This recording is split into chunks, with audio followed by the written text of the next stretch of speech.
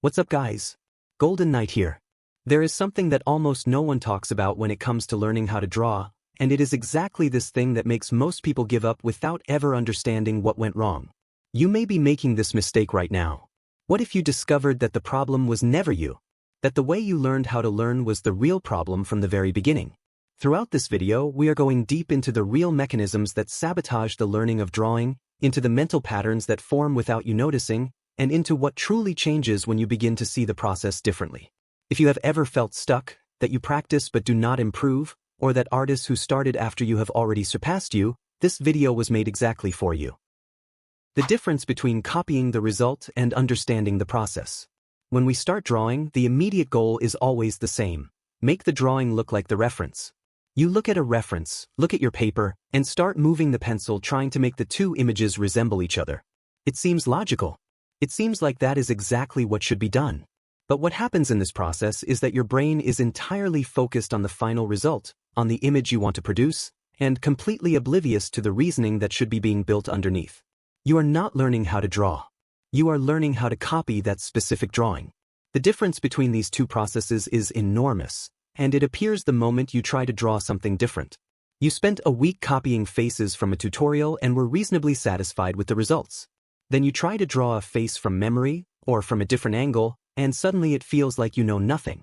And the truth is that, in the most technical sense, you really do not know. Because what you trained was your hand to reproduce a specific set of lines, not your mind to understand why those lines exist, what they represent, what structure they are describing. Copying without understanding is like memorizing the answer to an equation without learning mathematics. On the next test, with the numbers changed, you have nothing. What separates those who truly learn how to draw from those who stay stuck at the same level for years is precisely this layer of understanding that lies beneath execution. When an experienced artist looks at a face, he does not see only a collection of beautiful strokes. He sees planes, volumes, the three-dimensional logic of a structure that exists in space. He sees why the shadow falls where it falls, why that jawline has that specific curvature, how the position of the eyes relates to the width of the skull. This reading is built through a specific kind of attention during practice, an attention that most people never develop because they were never instructed to develop it. The correction here is not to stop using references or to stop copying. References are essential tools and will continue to be throughout your journey. The change is in what you are seeking while working with them. Instead of asking, how do I make this look right, you begin to ask, why does this work? What is this line describing? If I change the angle, what would change in this shape? This shift in question completely changes the type of information your brain is processing and storing. And it is this information that will be available to you the next time you sit down to draw, regardless of what is in front of you. The habit of practicing without a goal. There is a very common belief in the world of creative learning that says quantity of practice is what matters most. You have heard this in some form: draw every day, do your 10,000 hours, fill sketchbooks, do not stop. And there is a half-truth there, because volume does in fact matter. But this idea, when absorbed without any critical thought, creates one of the most harmful habits that exists in learning to draw, which is the habit of practicing without any real awareness of what is being practiced.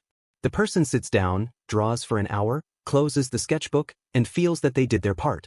But if you ask what they learned in that hour, what they tested, what they discovered, very often the answer is vague. They drew. That is all that happened. The problem with this type of practice is that it is technically harmless but practically empty.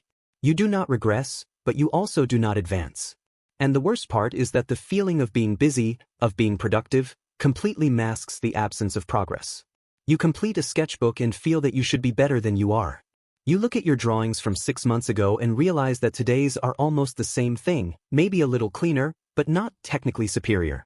This is effort being applied without direction, like swimming in circles. You get tired, but you go nowhere. What differentiates the right kind of practice from the kind that only keeps you busy is the presence of a specific and conscious focus. It does not mean that every session needs to be a rigid, joyless technical exercise. It means that before you begin, you are clear about what you are trying to understand or improve at that moment. It can be something small, like how you handle the perspective of simple objects, or how you control pencil pressure to create line variation. When you have that focus, the entire session changes in nature. You are collecting active information, not just filling pages. And that is what the brain converts into skill. Your eyes and your brain are sabotaging you. Most people who struggle with drawing automatically assume that the problem lies in the hand.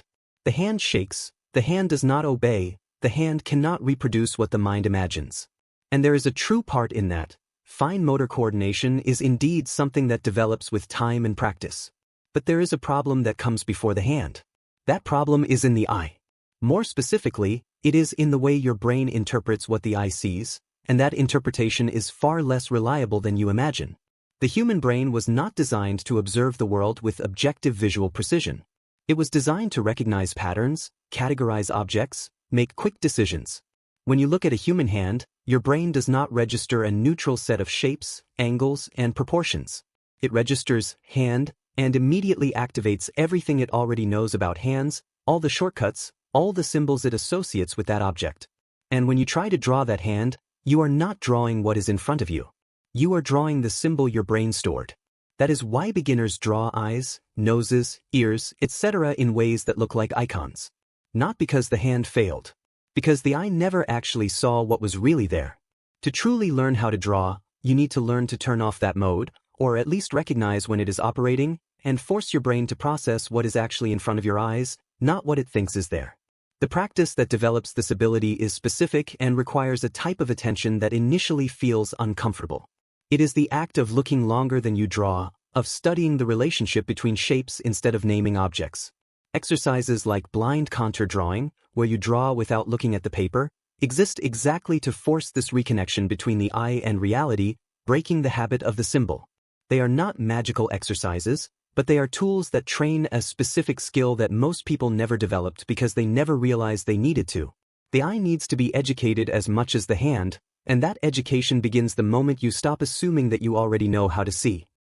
The trap of studying many things at the same time without mastering any.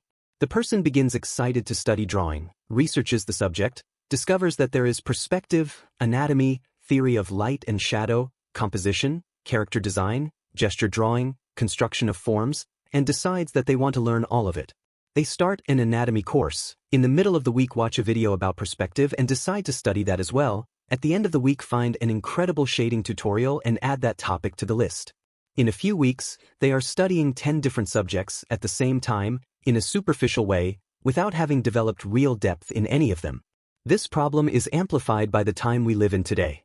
The amount of drawing content available on the internet is practically infinite, and every video, every tutorial, every post seems urgent and essential.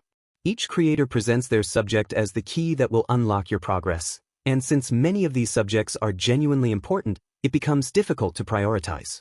The result is a form of paralysis disguised as productivity. You are constantly consuming, constantly starting, but rarely reaching the point where a specific concept truly becomes knowledge. The brain learns in layers, and motor and perceptual skills like those involved in drawing need time of focused repetition to consolidate into something you can access automatically. When you fragment your attention too much among many subjects, you prevent any of them from reaching that level of consolidation. It is like planting several seeds and watering each of them once a week alternately. None of them receives enough water to truly grow. The feeling of variety exists, the feeling of learning new things exists, but real growth, the kind you can see in your work, does not happen at the speed it would if you had focused on one thing at a time until it truly settled. The solution is not to lock yourself into a single subject forever and ignore everything else. It is to understand that learning drawing has a construction logic, where certain fundamental skills need to be present for others to make sense. And within each phase, there is enormous value in choosing one area of focus, working on it with real depth for a significant period of time, and only then expanding to the next subject. This is the fastest way to progress, because each consolidated skill serves as a foundation for the next ones. The way you react to mistakes determines whether you will learn from them. There is a very particular relationship that most people develop with their own mistakes in drawing, and that relationship is almost always dysfunctional in one way or another. Either the person completely ignores the mistake, moves on to the next drawing without any real analysis of what happened, and repeats the same problem indefinitely. Or the person goes to the opposite extreme and reacts to the mistake with such a heavy emotional load that the entire process begins to feel frightening. The drawing that did not turn out as expected becomes evidence of incapacity, confirmation that they do not have talent, proof that they will never reach where they want to. Neither of these two modes processes the mistake in a useful way. And while the mistake is not processed in a useful way, it does not fulfill the only function it truly has within learning, which is to provide information. A mistake within any skill learning process is technically data. It says that what you attempted did not produce the result you expected, and that difference between the expected result and the obtained result is exactly where the most valuable information for your development is hidden. But to access this information, you need to be able to look at the mistake with a certain distance, without judgment. You need to be able to ask, what specifically did not work here? Without that question carrying an emotional conclusion already formed about what the answer says about you as a person.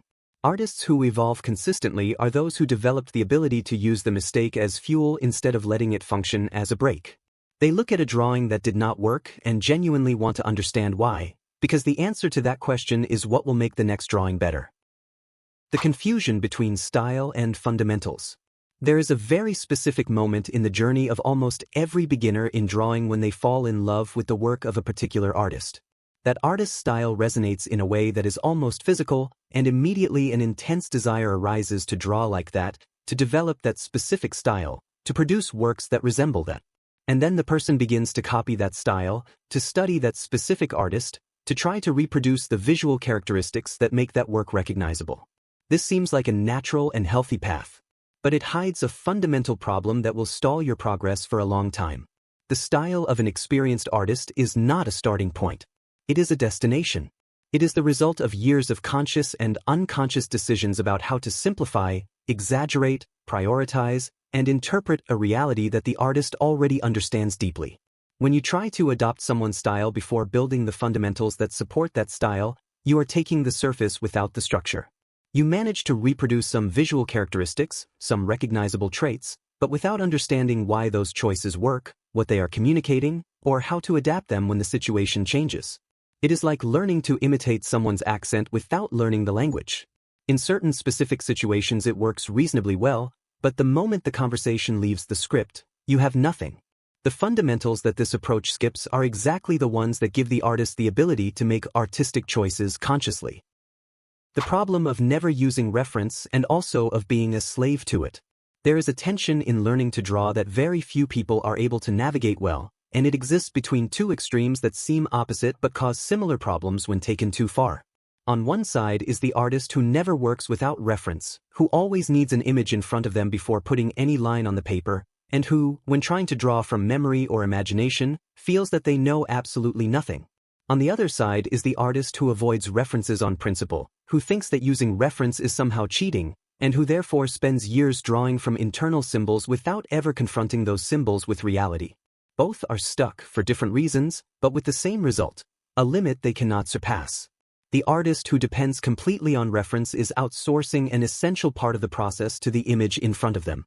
They develop the ability to observe and translate, which is genuinely valuable, but they do not develop the ability to construct internally, to access the knowledge that should be consolidated in their mind and use it to create something that does not yet exist in any reference. This is a problem that becomes very clear the moment they try to create something original. The pose they imagined does not exist in any photo they can find. The angle they want to use is too specific to have a direct reference. And at that moment, they realize that their internal construction ability was never developed because it was never demanded. The artist who avoids references, on the other hand, is protecting their internal symbols from reality. They draw eyes the way they have always drawn them, hands the way they have always drawn them, perspective the way they have always drawn it, and never confront these representations with what things actually look like. The result is work that has a certain internal consistency but is disconnected from the structural reality of the visual world. They may develop a recognizable style, but that style will contain systematic errors that repeat in every piece because they were never identified through confrontation with reality. Reference exists precisely to break these patterns, to show the brain where its symbolic shortcuts are diverging from reality. What truly works is a practice that alternates between the two modes, and that understands the specific role of each one. You use reference to learn, to confront your symbols with reality, to study structures that are not yet consolidated internally. And you practice without reference to test what has been consolidated, to discover what truly remained and what is still dependent on an external image to exist. This alternation is not random. It is a diagnostic and development tool at the same time. When you draw from memory and something does not work, you know exactly what you need to study in the next session with reference. And when you study with reference and then are able to reproduce the concept without it, you know that that knowledge truly settled. The illusion of progress that comes from the comfort zone.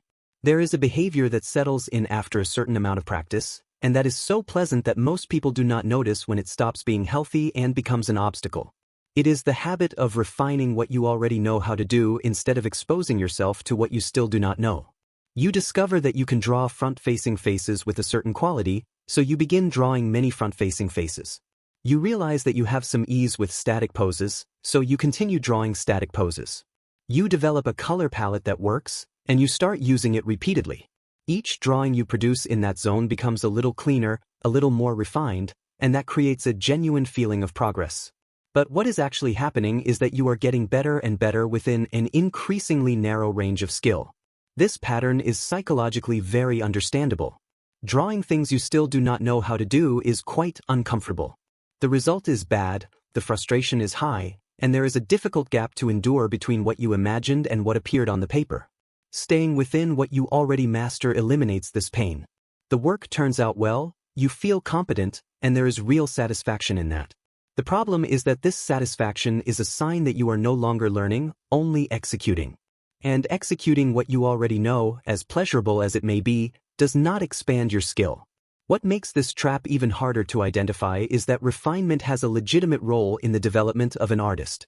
There is a moment when consolidating and refining is exactly what needs to be done.